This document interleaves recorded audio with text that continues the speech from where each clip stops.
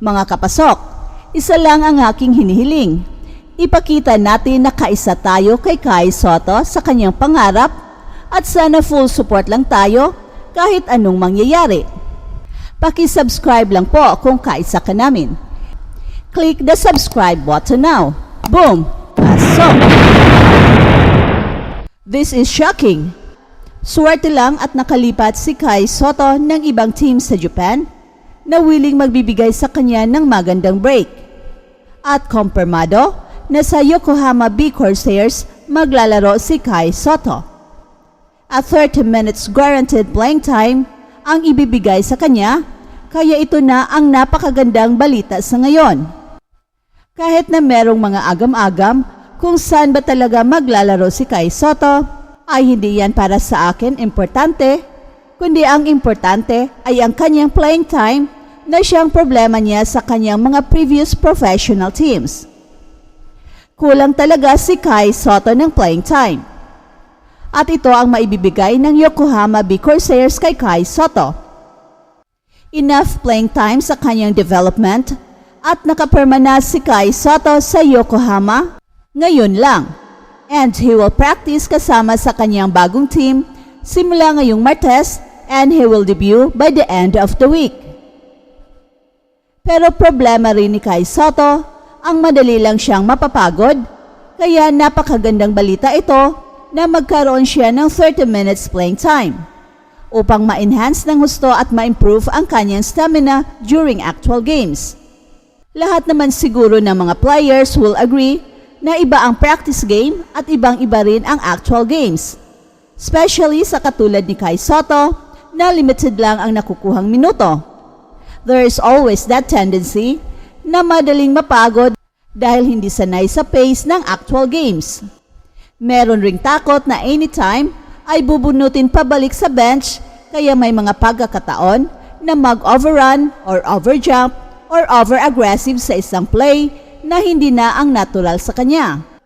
Ibang-iba kasi pag starter o star player dahil pwedeng magpahinga in the course of the game kahit na sa loob ng court. Yan ang palagi nating nakikita sa NBA, especially kay LeBron James. Kaya na-preserve niya ang kanyang energy until the end dahil he is pacing himself.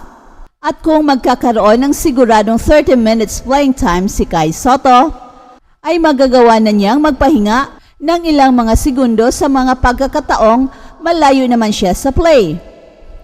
At kapag babad kasi ang isang player, ay dito makukuha niya kung papaano maglaro ng tama. Pwede kasing hindi umiscore sa una or mag-focus lang muna sa depensa. Ito rin ang magbibigay ng kumpiyansa sa isang player.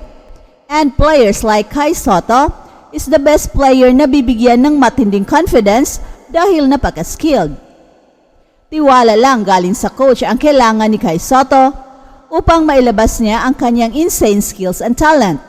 At kapag babad rin si Kai Sotto, ay dito siya titibay.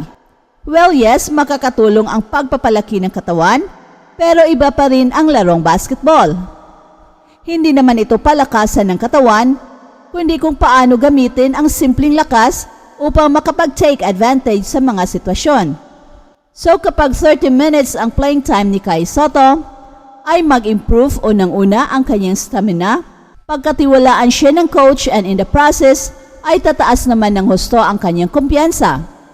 At kapag babad si Kai Sotto, ay ma-develop rin niya kung paano niya gamitin ang kanyang katawan kahit hindi siya ang pinakamalaki o ang pinakamalakas. Kaya siguro sa ngayon pa lang, kahit sa mga trainings ni Kai Sotto, ay naghahalimaw na ito dahil tumaas na ang kumpiyansa at maganda na ang kanyang stamina. Our only concern ay kung masusunod kaya ang playing time na pinagkasunduan. Well, yan kasi palagi ang problema. Okay naman sa una, pero mag-iiba in the course of the season. Well, I don't know kung ano ang problema dahil kung ang laro ni Kai Sotto ang basihan, ay napakaganda naman. In fact, maraming mga games that Kai Sotto is playing well sa umpisa, pero bigla na lang ibabangko siya ng coach. At ito ang dapat masiguro ng mga handlers ni Kai Sotto dahil kung skills at galing ang usapan, ay hands down, napakagaling naman talaga ni Kai Sotto. Welcome to Express Info. Do you want to have these exclusive Puma Rise Nitro basketball shoes? Because once we reach 200k subscribers, we will be having this giveaway. Just comment to win. Shoes are promoted by Kai Soto himself. Just like this video, and most importantly, comment anything positive about Kai Soto. It's easy. Commenting is the key to win. Share your positive comments about Kai Soto. Do it now na. Win the prize. Stay tuned for more updates. Samantala, sundot ang mata ni LeBron James. Hindi lang isang beses kundi 3 beses pa itong natusok at muntik nang mabulag itong si King James. Yan ang ating balita ngayon, pero bago yan ay pakiclick muna ang subscribe button. Salamat po. Los Angeles Lakers versus San Antonio Spurs. Ang hari at ang aliens. Sino kaya sa kanila ang mananaig? Muntik nang mabulag sa larong ito si LeBron James dahil natusok ang kanyang mata ng kalaban niya. Sa simula pa lang ng laro, naagawan kaagad ng bola si Wemby ni LeBron James. At nauwi pa ito sa sikat na tomahawk dunk ni LeBron James. Boom! Pasok!